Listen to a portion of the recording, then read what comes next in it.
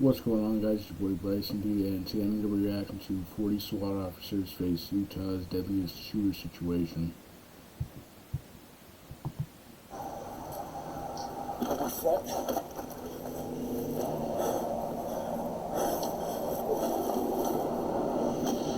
This sniper just took a shot at an armed fugitive holding a family of 5 hostage in their home.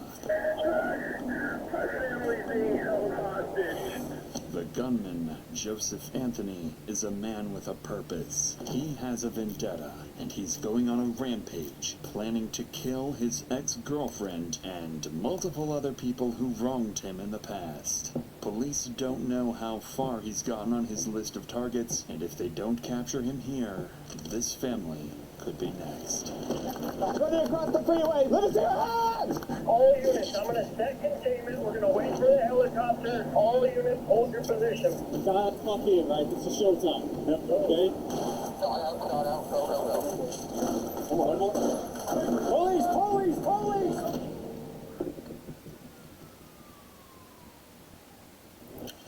It's Thursday, September 9th, and the first sign that something is seriously wrong comes from an alarming 911 call. Central 911, what is the address of your emergency? Leighton.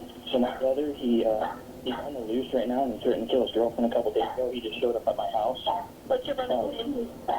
Joseph Manhart. He has a firearm on him, and he is armed. Where is he? He's outside my front door right now. I need the cops here ASAP. I've got units on their way, okay? Okay, you gotta hurry. Okay. You gotta hurry, though. I'm dead serious. Just 24 hours earlier, Joseph Manhart kidnapped his ex-girlfriend, assaulted her, and threatened to kill her. After managing to escape, she called police, triggering an arrest warrant for Joseph's immediate capture. Since then, Joseph vanished, and police had no indication of where he might strike next. Until now. With an active warrant and a report that Joseph is armed and dangerous, officers are dispatched immediately, advancing towards the house, fully prepared for a shootout. I just talked to the homeowner. He said that if he didn't drive, the only place he could have went is hopped the fence and is barricaded in that shed that Swenson's got a view on. So he said the best way to go through is us just knock on the door, he'll let us in. We'll go through the house and clear the shed. We're ready. All right, I'll get it.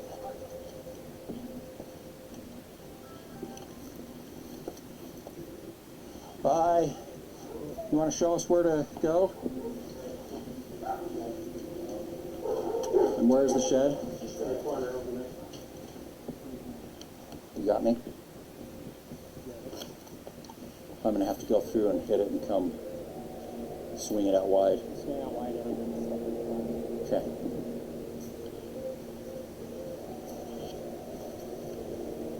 Hold on, before you pay for yet another app to manage your team, let me introduce you to Connect Team, the one platform that replaces...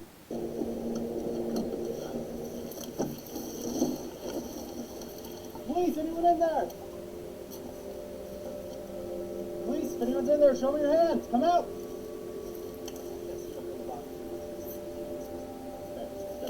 Okay.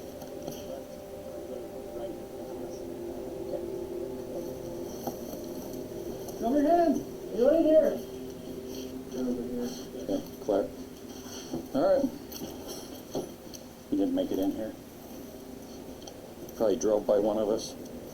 With no sign of the suspect, Joseph remains at large, and whatever he came here to do, he didn't finish it. So before officers leave the residence, they speak with Joseph's brother, trying to understand why Joseph showed up and what he might do next. What he tells them reframes the entire situation.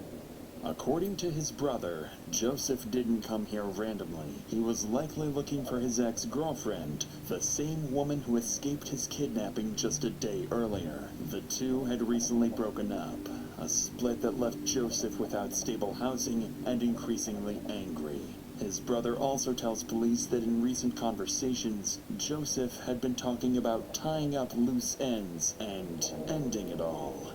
To officers, it begins to sound like Joseph isn't just running. He may be moving with intent, driven by a personal vendetta and targeting people he believes have wronged him. If that's true, it has never been more urgent to locate Joseph before he reaches someone else. But it doesn't take long for those fears to be confirmed, because later that evening, police receive another alarming 911 call. Airfield 911. My brother-in-law's at my house right now. Okay, where is he? Is he outside? Yes, he's outside. Okay. Is he knocking on the door, or what's he doing? He's in the front yard. They said they already have an APB out on him. Yes. Okay. He's here right now. Okay, we're on the way. Tell me exactly where he's at. He's out front. He's walking around out front. He's walking around. Following this terrifying call for help from Joseph's sister-in-law, officers are dispatched to the home once again. But by the time they arrive, Joseph has already vanished. This time, however, officers decide to canvass the surrounding neighborhood before leaving, a decision that will prove critical. Nearby CCTV footage captures Joseph getting into a car and speeding away from the property earlier in the day. For the next few hours, patrol units search across the city, but the white Hyundai remains out of sight.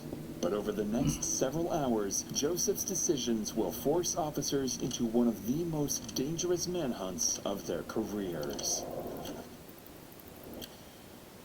For the next few hours, patrol units search across the city, but the white Hyundai remains out of sight. Then, around 1:30 a.m., a lone patrol unit spots a vehicle matching the description and immediately initiates a pursuit.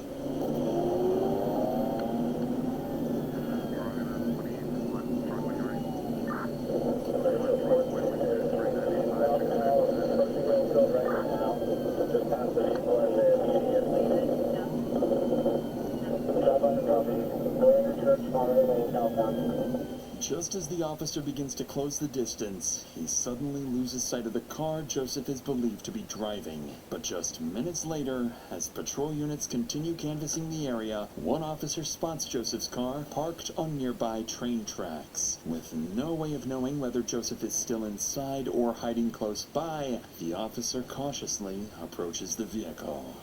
Okay. He went right through Hey, I have civilians here saying that there's a car parked on the tracks of building Hotel 3 on the southwest end. Can I get a couple more of this way? 31 headed that way.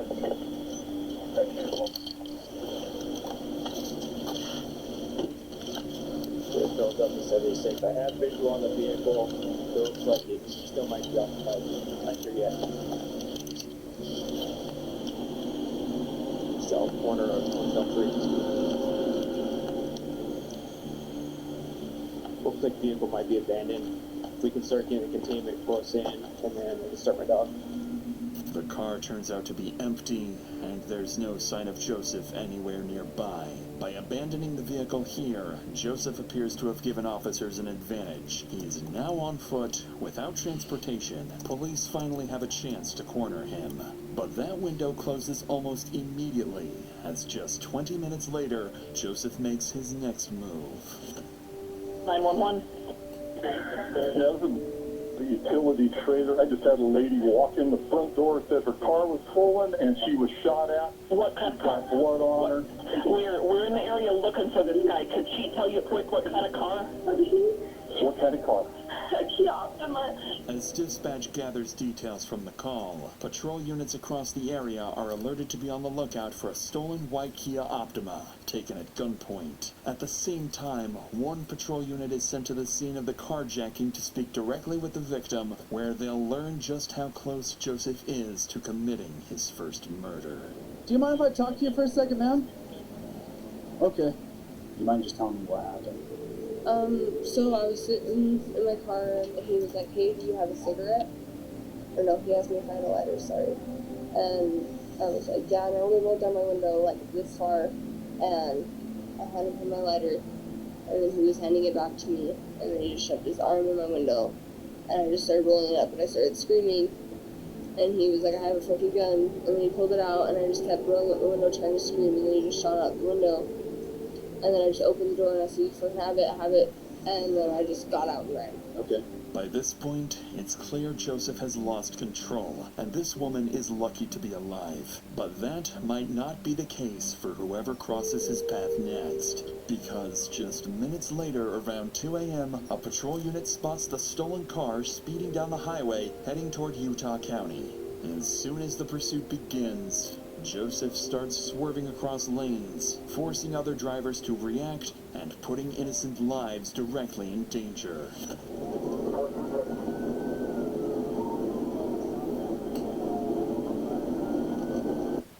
If you live here in Massachusetts, Connecticut, Rhode Island, or New York, and you have an old, cracked, or stained garage floor, and you've been looking to do something about it for a while, we have a promo going on right now where we are taking $500 off.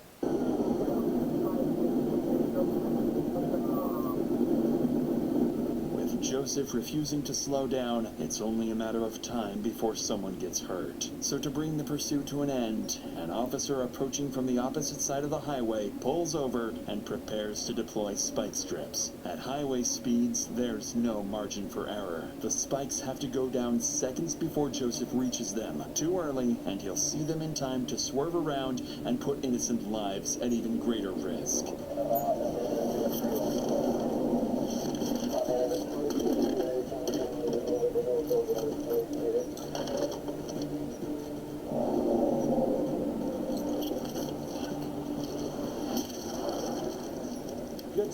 Good spikes, southbound Shepherd.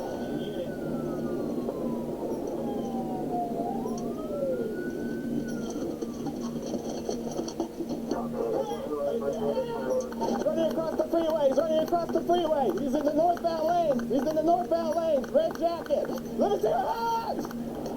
He's hopping the fence. He's over the fence now. We need units to frontage. He's on frontage now. Going to housing complex over here. By a white, fence is about to hop it. He's hopping it into someone's backyard. After abandoning his car, Joseph runs towards a residential area surrounded by homes where families are asleep inside. Knowing how dangerous and unpredictable Joseph is, officers now have to cut through the busy highway and move quickly to find him before anyone else is put at risk.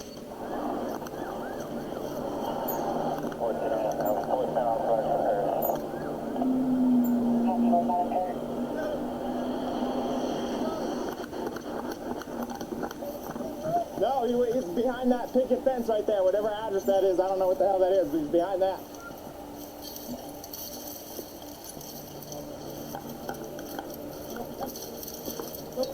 Negative. No shots. Frontage. And more towards probably. What's that? Just going 20-25 north. Okay. They come out that way. Over this vinyl right here. That's where he's went, in this backyard. My copy, sir. I will be headed our direction shortly. Where are you? You hop this one right here. All units, I'm going to set containment. We're going to wait for the helicopter. All units, hold your position. Don't go walking around. With Joseph disappearing into a residential area, the situation becomes far more unpredictable. By now, more than 30 officers are flooding the scene, and without coordination, every decision risks putting innocent families in danger. This is when Sergeant Sheldon arrives and takes control. Stand by, I'm set containment, all right? Sorry, bro.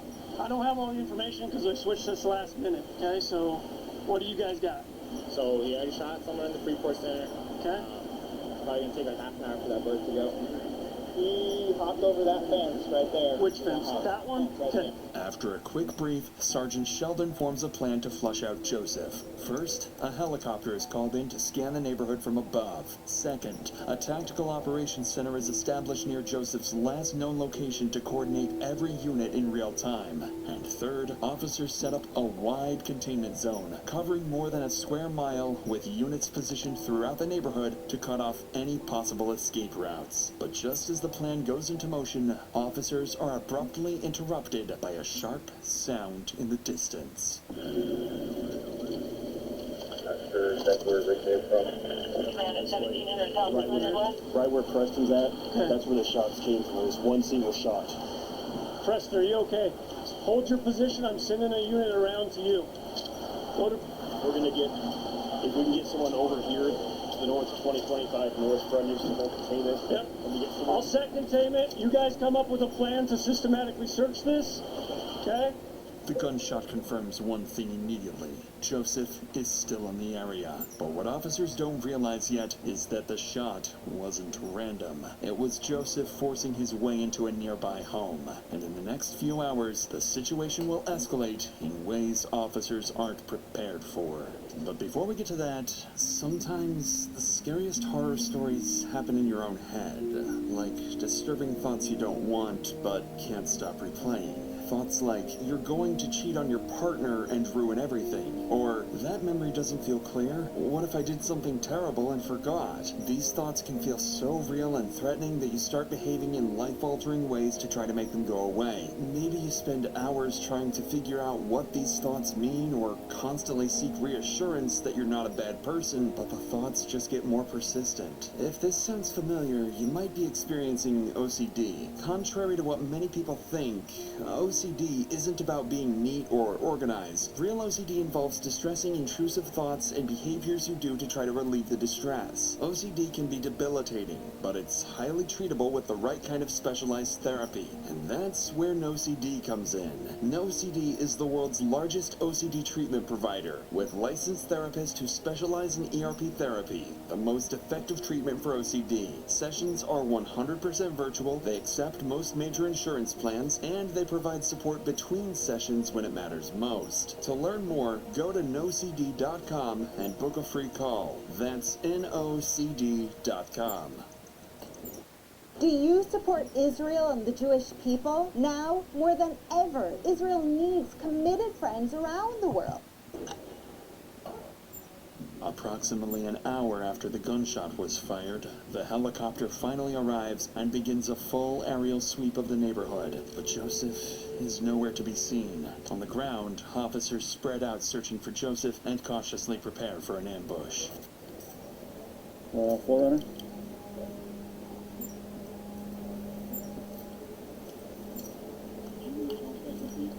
Gotcha. That's the homeowners already?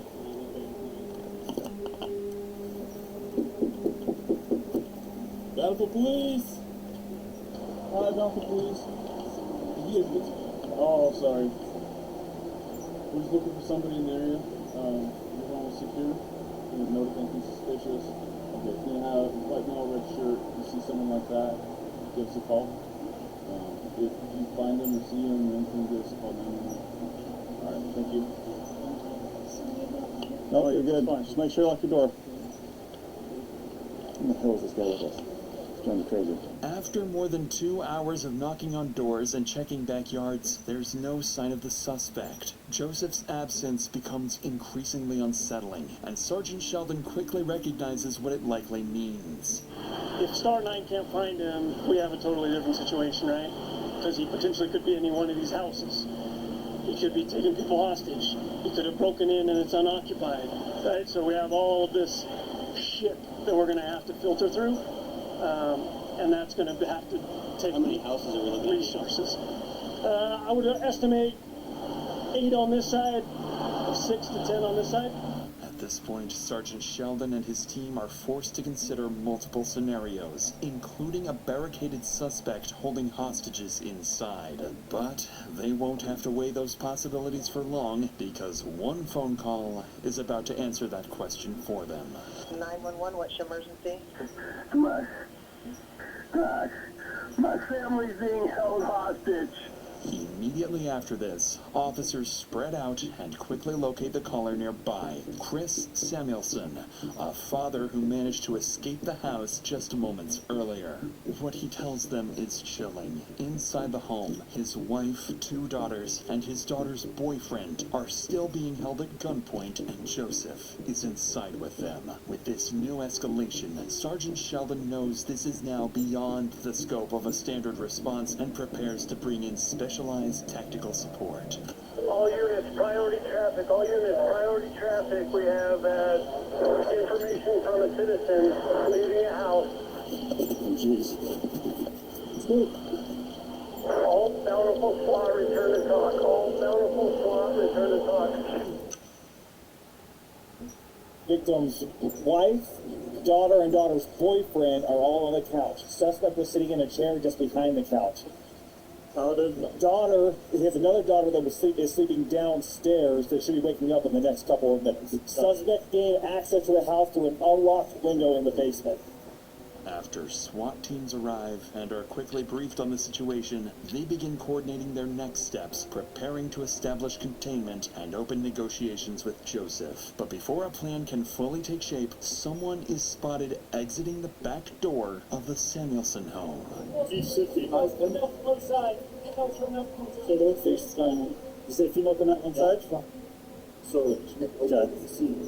Miraculously, the daughter who'd been sleeping in the basement somehow managed to slip outside without Joseph ever noticing. And without realizing it, Joseph's hostage count is now down to 3. With that update, commanding officers begin reassessing the situation in real time. They review everything Joseph has done over the past 36 hours and determine that he has shown a complete disregard for human life and willingness to escalate when under pressure. Based on that assessment, commanders make a critical decision. SWAT teams are authorized to use deadly force if a clear opportunity presents itself. From this point forward, the priority is clear. Protect the hostages at any cost. God, fuck in, right? It's a showtime. Yep. Okay? Dial in, make sure it's squared away. Somebody sit down as well. Now, let's do it. Let's check it. Back out, do it again. Look. So, we're throwing a bang as soon as the door gets open. Okay. Suspect. I know we're going yet. Hold on. Don't be by Burnett. Oh, wait, do I need who's left? Everybody see this? Right? Facing east. Garage is on the right. That's where the man door is going to be. That's going to be our secondary. Okay? Front door opens in. This is the living room we got set up. This is the kitchen area. Okay?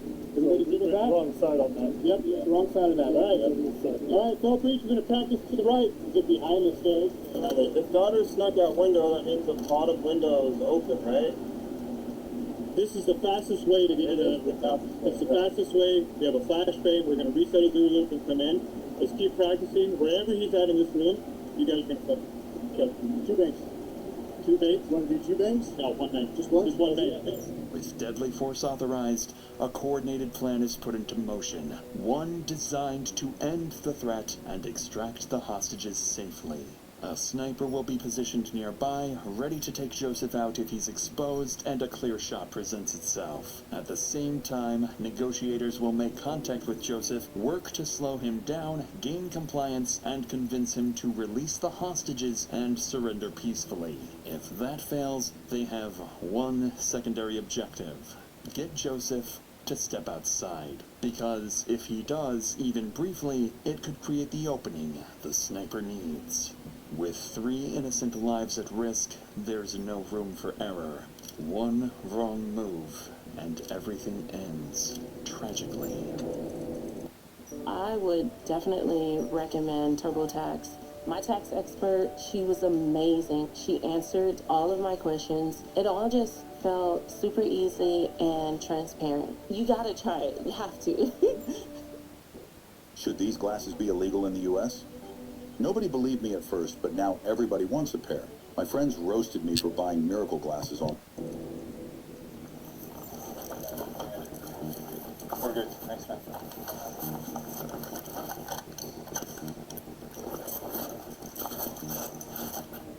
The officer assigned as the sniper is Jared Tadahara, a long-serving police officer who moved from patrol and street crime work into a specialized SWAT sniper role. After arriving on scene, Tadahara conducts a quick tactical assessment and moves into a nearby house facing the Samuelson home. From here, he has a clear view of the backside of the house, a position that allows observation without being easily visible to the suspect and provides a safe distance to avoid interfering with perimeter officers. But Tadahara isn't working alone. Every sniper has a spotter, A second officer responsible for range calculations, wind assessments, and most critically, confirming that the shot is clear before Tadehara pulls the trigger. Across the street, negotiations continue. For the past 3 hours, officers have been trying to reason with Joseph, urging him to surrender and release the hostages. But Joseph refuses. He won't let anyone go, and threatens to kill the entire family if officers attempt to force entry. With 3 people at fatal risk, a precise sniper shot becomes the only way to end the standoff before it turns deadly. But before Officer Tadehara gets that opportunity, he receives crucial information that makes things a lot more risky. Suspect taken. Suspect used to have shorter, wider mouths. Okay. Slightly rounded face. Gotcha. Suspect has mustache with teeth done.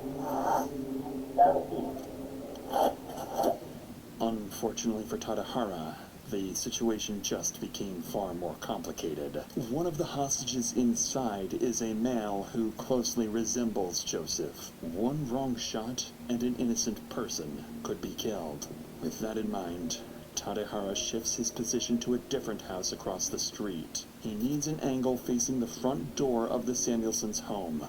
The shot at this distance travels roughly 75 to 100 feet and takes less than a second from decision to impact. At the same time, negotiators reassess their approach. What's been alarming them throughout the standoff is that Joseph hasn't made any traditional demands. He didn't ask for money, car, or safe passage. Instead, he's simply refusing to let anyone go. That behavior begins to make sense once investigators provide more insight into Joseph's condition.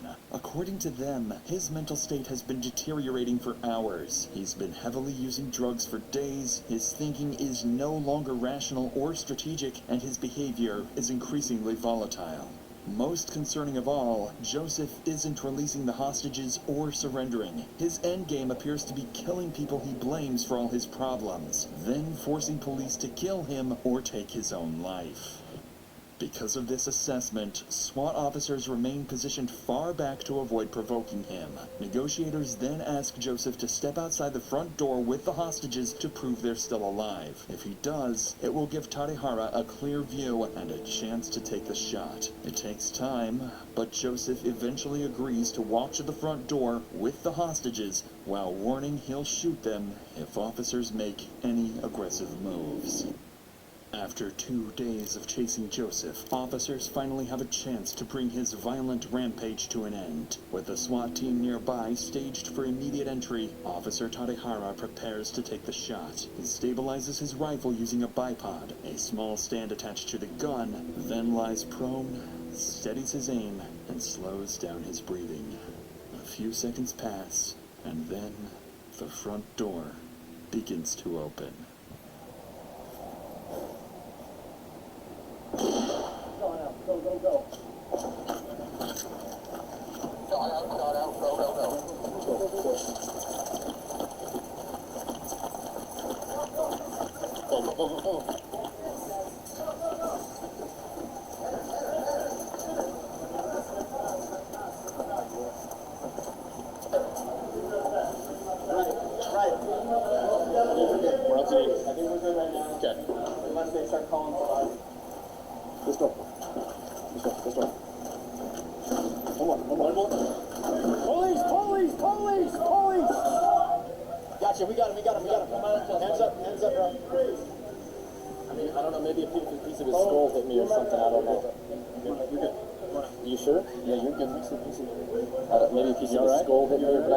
Someone hit me, can I point?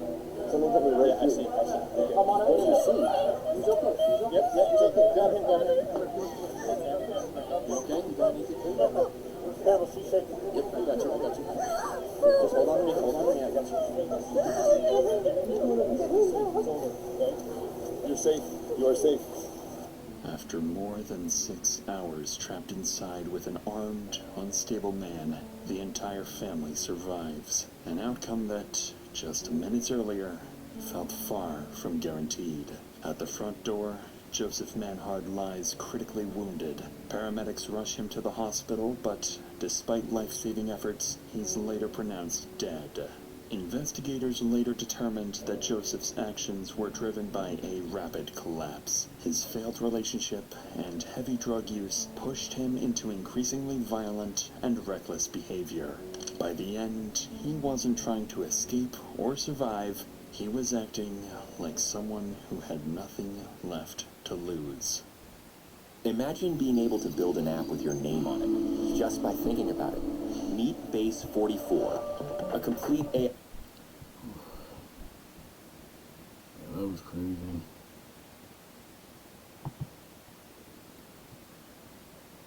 Okay guys, let me know if you guys did or not like the video.